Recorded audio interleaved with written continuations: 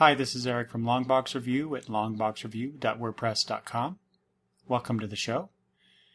Today I'm going to talk about some of the things that I saw, many of the things that I saw actually, in the December's Previews catalog. First up is from Dark Horse. This is Tomb Raider number 1. Gail Simone is at it again. First she tackles Red Sonja, and now she's taking on Lara Croft. This is, as it says here, the official continuation of Lara Croft's story from the 2013 video game that sold over 3.5 million copies. I wonder if Dark Horse thinks that they're really going to get 3.5 million copies of the comics out of this. I sincerely doubt it. Anyway, this has Nicholas Daniel Sema on pencils, Juan Gideon on inks, and Michael Atiyah on colors, with a nice cover from Dan Dos Santos. This is an ongoing 32 pages, $3.50 for that. If you're into Lara Croft at all, or perhaps just Gail Simone in general. I just wanted to point this out. This is from DC, Forever Evil number 6. What draws me to this, besides the fact that it's the Forever Evil event that's been going on, it says here, the final fate of Nightwing. And as anybody who listens to the podcast knows, Nightwing is one of my very favorite characters, and I'll be really, really upset if Dan DiDio finally gets his way and kills off everyone's favorite sidekick. Also from DC, the First Contact storyline that's going to run through, looks like Batman, Superman, and World's Finest.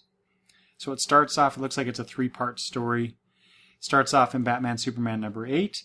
And this is where our Earth 2 characters of Power Girl and Huntress decide to tell Superman and Batman, who they are and what happened to them. And that continues on in World's Finest number 20, also solicited this month. But there's not much going on in terms of describing what this historic meeting is going to be about or how it's going to go, except there is a major threat returns in a way you won't believe, they promise us. Anyway, this is written by Greg Pak and Paul Levitz, with art by Kenneth Rocafort on Batman Superman 8, and R.B. Silva and Joe Weems on World's Finest number 20. I'm looking forward to that. I think it'll be an interesting story, even if it's just a real short 3-parter. I mean, considering since World's Finest debuted, this is something that I've been waiting for these two characters to encounter other Earth 1 heroes, and how, especially if it came to light that they were from another world. So, looking forward to that. Superman Lois Lane number 1 by Marguerite Bennett, art by Emanuela Lupacchino. So this is a one-shot, 48 pages, $4.99. So it looks like Lois Lane is going to be chasing down a story about her father, who's gaining more power in the government. Lucy's involved in the drug scene. This is interesting. I didn't know about this. Lois thought she was rid of the influence of Brainiac, but now she finds that the computer tyrant of Kalu is calling out to her again. So apparently I missed something in the Superman comics. Had no idea about the whole Brainiac thing. Anyway, I just want to point that out. It's a Lois Lane-centric story. I think that's one thing that I missed quite a bit in the year and a half that I read Superman and Action Comics. There wasn't enough Lois Lane in it. So I'll be picking that up. Speaking of the Superman family, this is interesting. Supergirl number 28, the Red Daughter of Krypton storyline that I'll talk about in another title in just a second. A red lantern ring is coming to get Kara, and it will change her forever. No lie, not an imaginary story. It's really going to happen. The Red Daughter of Krypton starts here. This is by Tony Bedard, with art by Yildiray Cinar and Ray McCarthy. I don't know what to think about that. I've had trouble with this Supergirl character ever since the New 52. I've never really gotten into her. or her portrayal by the various people involved in the comic so far. And now they're going to throw this whole Red Lantern thing into it. I don't know. It doesn't appeal to me whatsoever. I just thought it was interesting that they were going to do that, though. And like I mentioned, so the Red Daughter of Krypton storyline plays into what comes next, and that is Green Lantern number 28 / Red Lanterns number 28. And no, that's not a slip-up, because this is, as it says here, an unprecedented event in one double issue flip book priced at just $2.99. Yeah, 48 pages for $2.99. That's pretty cool. I'm not sure why they're doing this. Is this a way? Are they trying to, I don't know, get the story done more quickly, or which they could just do by shipping both issues of the comic in the same month? I don't know. Or they're trying to drum up more sales for one over from the benefit of the other. I don't know. Anyway, you get 2 books for the price of 1, so you can't beat that. And I mentioned Batman Superman before with the crossover between World's Finest. If you missed Greg Pak's debut on Batman Superman, now you can get the Volume 1 collection, the hardcover, called Crossworld. That's for $22.99 for 144 pages. You get Batman Superman 1 through 4 and Justice League 23.1 Darkseid. Wow. So 5 issues for $23. Doesn't seem quite right, does it? But it was a good story. Well, with the exception of the Darkseid issue. That first storyline, Batman Superman 1 through 4, I enjoyed that. A few more things, DC-wise. One is the Superman Earth 1 Volume 2 by J. Michael Straczynski and Shane Davis. That's out in trade in this month's previews. So you get, for $15, 128 pages. So if you missed out on the hardcover, here's your chance to read the trade a little more cheaply.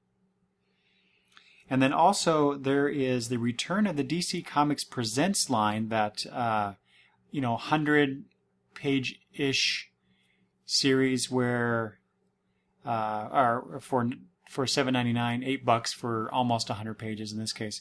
So I'm glad that that's coming back, at least for this particular one, which is the Harley Quinn collection, which includes Batman Harley Quinn number 1, Joker's Asylum 2 Harley Quinn number 1. That's not confusing at all, is it? And also stories from Batman Gotham Knights number 14, Countdown number 10, Batman Gotham Knights 30, and Batman Black and White number 1. So I'll be picking this up. I love these DC Comics Presents collections. I wish they would do more of them. From Vertigo, we have a new 6-issue miniseries called The Royals, Masters of War, written by Rob Williams, art and cover by Simon Colby. This is a $2.99 book. The year is 1940. As the Blitz destroys London and kills thousands, the royal family looks on. But in this world, the only people with special abilities are royalty. And the purer the bloodline, the greater their abilities. So why don't they stop the carnage with their powers? A truce between the Earth's nobles has kept them out of our wars until now. When England's Prince Henry can take no more and intervenes, will it stop the planet's suffering or take it to another level? And this is from, like I said, Rob Williams, who has, it says here, done Judge Dredd Trifecta, Low Life, Adventures of Superman, and Daken. And artist Simon Colby has worked on The Authority, Judge Dredd Year 1, and Trifecta. So this is, an alternate world history story. I'm on board for that. That sounds pretty good. Also from Vertigo, the Day Tripper Deluxe Edition hardcover. This is a collection of the series from Gabriel Ba and Fabio Moon, which came out a few years ago. 10-issue miniseries, which was awesome. It was a hell of a ride, visually stunning. If you missed out on that and want to get a nice hardcover edition, I guess here you go. This is 272 pages for $35. They're also coming out with a new edition of the Death trade paperback by Neil Gaiman. And various artists. I'm not going to go through all of them. 320 pages for $20. Collects Death, The High Cost of Living, number 1 through 3. Death, The Time of Your Life, number 1 through 3. Both series of which I have. Also include our extras like Death Talks About Life, AIDS Pamphlet, which I haven't seen, I don't think. And Stories from Vertigo, Winter's Edge, number 2. And Sandman, Endless Nights. The short story in that, The Wheel. Oh, I'm sorry. No, it says, and Sandman, The Endless Nights. The short story, The Wheel, from the 9/11 tribute book. Sandman number 8 and number 20, and art from the Death Gallery. So lots of stuff there for $20. I think that's pretty worth it. One thing from IDW. So you know they're doing these artist editions. And here's an epic one. Because it's Jack Kirby, the New Gods.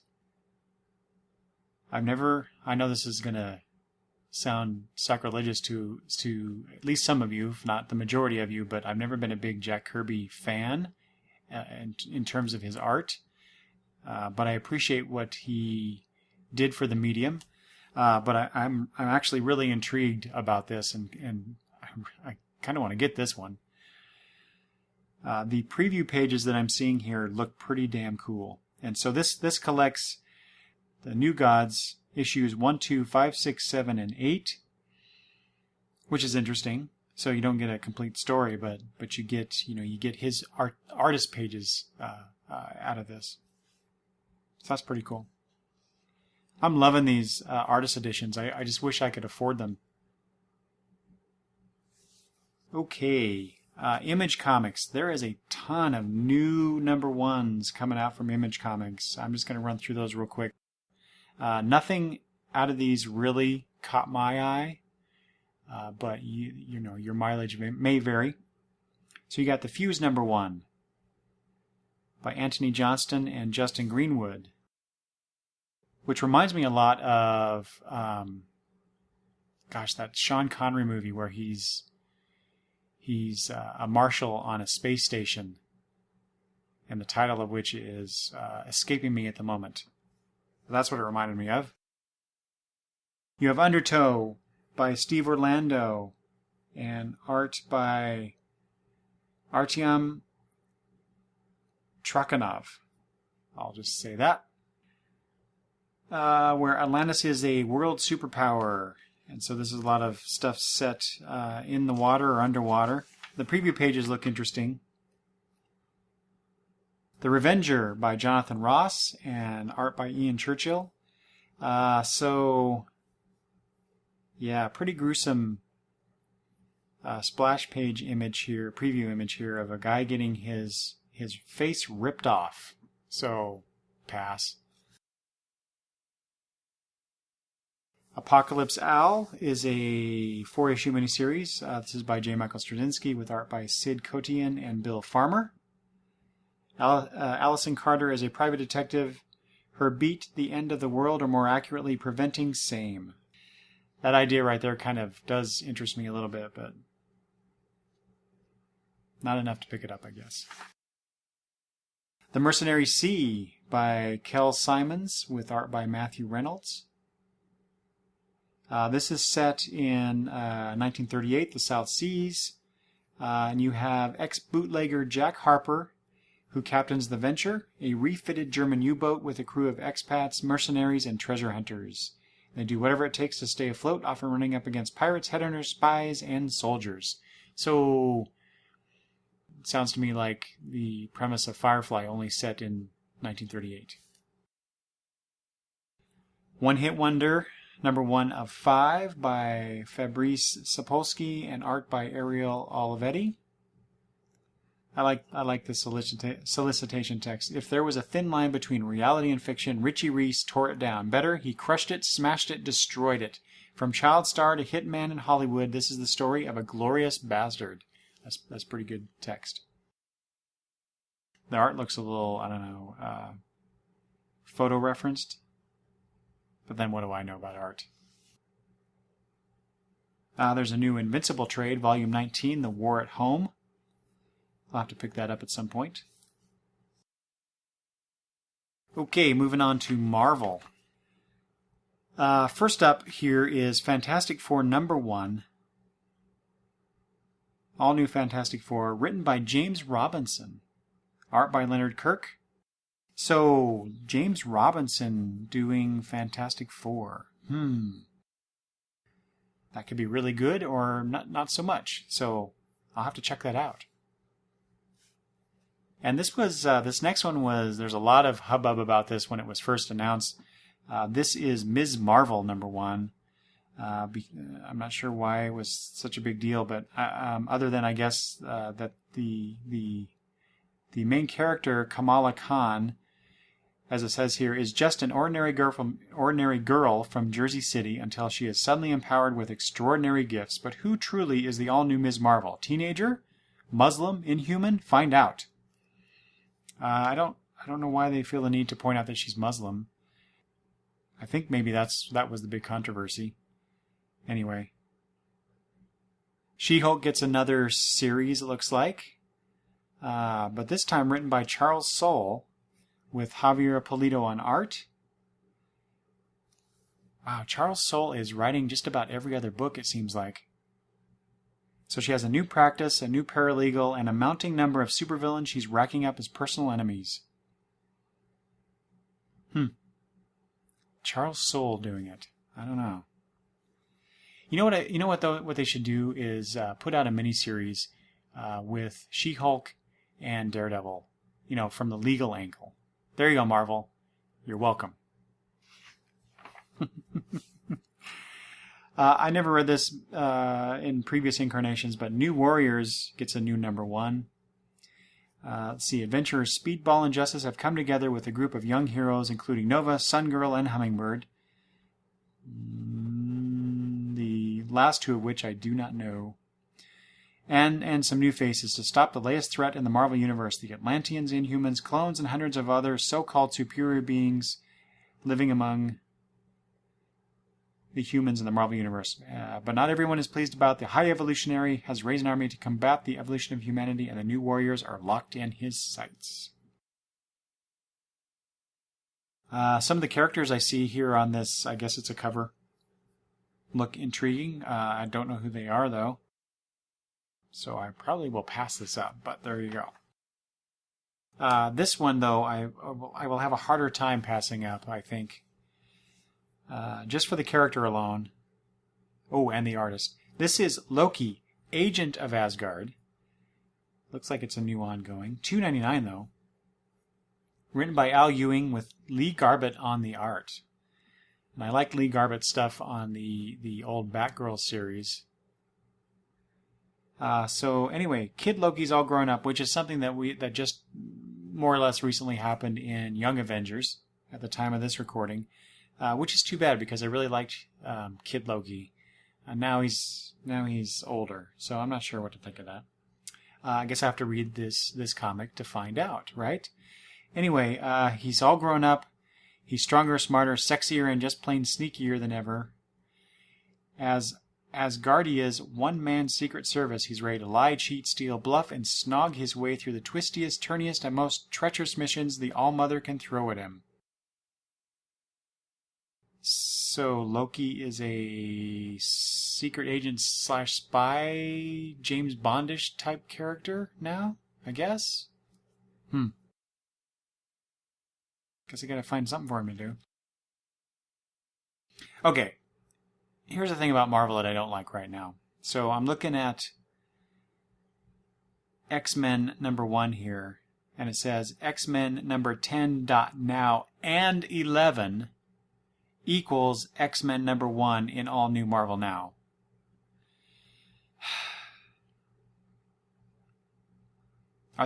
Is Marvel trying to make things difficult? I find it annoying, don't you? And there's a bunch of those in here where, X issue equals #1 in the all-new Marvel Now crap. Yeah, so here's Thor God of Thunder number 19 dot now equals Thor God of Thunder number 1. Fortunately, it's still written by Jason Aaron with Esad Ribic on the art, so that's good. Nova 13 dot now equals Nova number 1. Captain America number 16 dot now equals Captain America number 1. Ugh.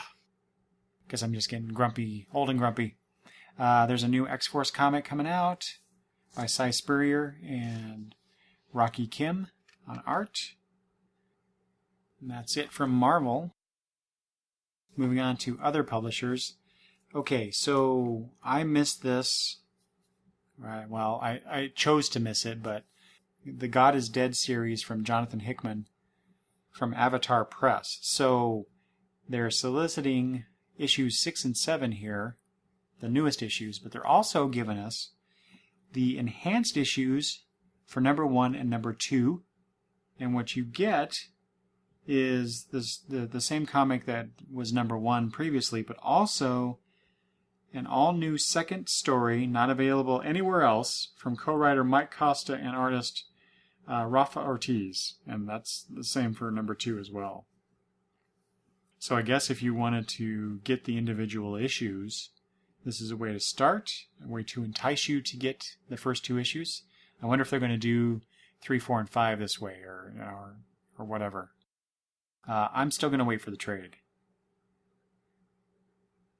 From Dynamite, Turok, the Dinosaur Hunter, number 1, written by Greg Pak, which is what caught my eye. Mirko Kolak is doing the art.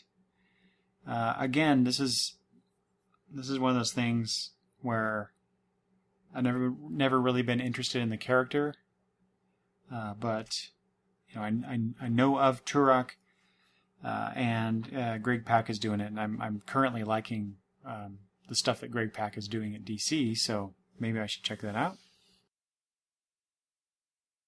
Okay, also from Dynamite, do yourself a favor and pick this up if you haven't already in singles.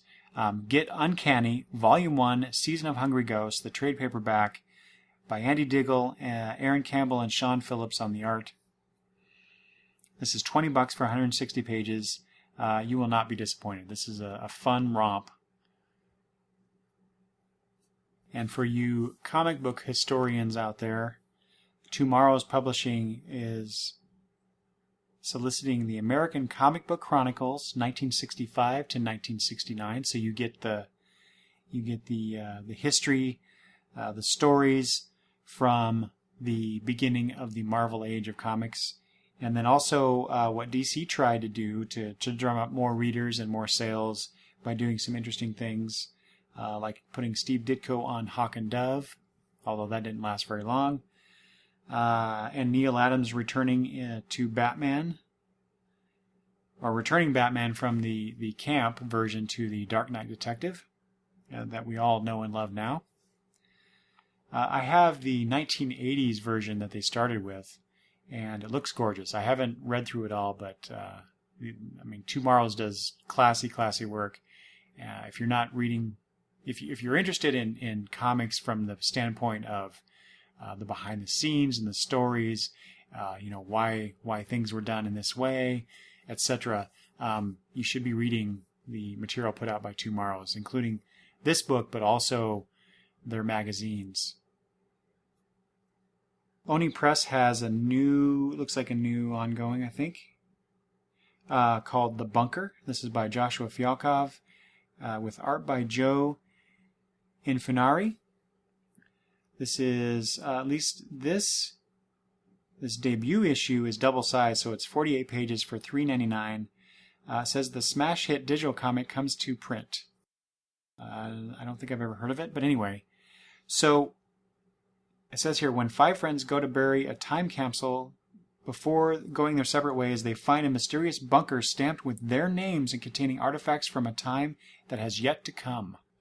Will their discovery save the world or doom it? And also here's a quote from USA Today, a gut punch of a last page, readers will be back for a second helping. So that really intrigues me. I'm going to have to pick that one up. From Valiant Entertainment, the final title that I'm getting from that company, Archer and Armstrong, are getting a 0 issue. This is Archer number 0. Once upon a time, a baby went into Project Rising Spirit. So you get Archer's, I guess, secret origin story. Anyway, it's sure to be a hoot. They're also releasing Archer and Armstrong Volume 4, Sect Civil War trade paperback, which collects issues 14 through 17. This is one of those comics where if you haven't gotten into this, I'm sorry, and you really should check it out. Okay, so I'm leaving the realm of comic books, into some other things here. 2 things on this page. This is page 375. The DC Batman Team of Heroes wall clings. So you get the Batman Brave and the Bold Team of Heroes here. So you get 16 pages of wall clings for $10. You can put these on your wall. I may just get this, and not for my kids. And Marvel is also coming out with something that I hope to get maybe on the discount rack at the bookstore at some point. The Marvel Encyclopedia 75th Anniversary Edition. Now, I think I already have a Marvel Encyclopedia, but 75th Anniversary Edition, I'm a sucker for the anniversary stuff, so it's updated and expanded. They're really trying to get me to buy this thing, and they don't have to twist my arm too much either. Considering that how cold it's been, at least in my neck of the woods, it's been in single digits for 2 weeks now, or hovering in the low double digits. Hoodies are something that I've never really been into wearing, but these particular ones I may make an exception. Also considering the weather, you got the Batman, Wonder Woman, and Superman New 52 symbol hoodies, along with the t-shirts, but the hoodies look pretty cool. I might have to hint at my wife that she should get me one of these for my birthday or something. And man, I'm not a big Red Hood fan, but they have a t-shirt here, just a black t-shirt with the Red Hood red bat symbol on it, that I think it looks pretty cool. And for those of you with a lot of money, at least a lot more than I have anyway, you can get yourself a Batman Arkham City Nightwing Arsenal 1-to-1 replica. 1-to-1 scale. Weighs 30 pounds, measures 24 by 24 tall and wide, and 22 inches deep. And you get these Nightwing's Eskrima sticks, and the base and the sticks glow, and you get some other papers here. Anyway, wow, that looks pretty damn cool. It's only $1,100, with a $275 deposit if you order now. I don't suppose anybody wants to donate to the show. Okay, so Batgirl gets the Artifact statue treatment, which looks gorgeous. I ordered from last month's previews, I ordered the Nightwing Artifact statue. I'm really tempted to get the Batgirl one as well. But it's interesting. So in last month's previews, the Nightwing one, it was a full page ad. Batgirl only gets a little more than half a page. And then underneath that is a Marvel Comics Spider-Woman Bishujo? Bishojo? Anyway, statue. Why does Batgirl not get a full page? I don't get that. What doesn't seem right for some reason. Maybe previews was tight on space. Maybe, I guess. Okay, and finally, I just thought these were amusing. For those that like the Pop vinyl figures, here's the Pop Star Trek collection. And of course you get Kirk, Spock, Scotty, and they look to be modeled after the original series actors, not the movie actors. the recent movie actors. You also get a Klingon. There's an Orion girl and an Andorian. Very cute. There's a ton of pop stuff in here. You got the Goonies, Planet of the Apes, My Little Pony, The Big Lebowski. I should get the dude for a friend of mine. A Judge Dredd, Supernatural, the two guys from Supernatural. Good Lord. And not to be outdone, as far as the Star Trek pop vinyl figures go, you got the Big Bang Theory guys dressed up in Star Trek original series uniforms as pop vinyls. Wow. Okay. Anyway, so that's my look at things from the previews catalog for December. I don't always do this. As I said, I believe the last time I did this, I don't always go through previews. Just when I see a lot of stuff that interests me and I think might also interest you and may also affect your pre-ordering for this month. But before I go, I have some feedback that I received from episode 54, the Chicken Little titled episode, where I kind of rambled on about my feelings about the state of affairs at DC and just kind of comics in general. I got an email from Peter Rios of the Daily Rios at thedailyrios.com. Says, Eric, really enjoyed this episode. Listened to it today while doing dishes and found myself agreeing and disagreeing, but mostly agreeing with the DC assessment. You mentioned sales and the business end of it all. That at least is doing well for DC, especially in terms of where their numbers were in the 5 to 7 months that led up to the New 52. People who like to watch sales automatically want to assume that DC is failing because in some months it's second to Marvel. But they fail to realize that entire comic book market share has increased over the past 2 years. So sure, DC might be second in terms of market share or units in some months. Their slice of the pie might be smaller than Marvel's, but the entire pie is bigger. So their second place in 2013 is very, very different to second place pre-New 52. And of course, Peter's right about that. So something is working that we're not seeing. Maybe the rebelliousness of 90s comics, especially those DC/Marvel comics that were in reaction to what Image was doing, is attractive to a subset of readers that we just aren't hearing from. I'm not sure. Maybe DC has tapped into that again on some level. Maybe digital and piracy has fed into print sales. Maybe it's all about licensing and suddenly DC has a whole new pool of characters/concepts that they're raking in the profit. If they are capturing the bottom line they want with a universe that has shifted in tone, I don't see them altering things anytime soon. And exactly, and that's exactly what I think I was trying to get across in that episode. I was perhaps lamenting a bit, fearing that that's the case. Anyway, Peter said some things about my quick comment about the not all comics in the 90s were bad. There was good things. Busiek's Avengers, his Iron Man. This is from Peter. Dan Jurgens on Thor, Wade on Cap, and eventually, and especially, he says, Marvel Knights in 1998, and other titles of DC were more in reaction to 90s comics, or more in reaction to Image.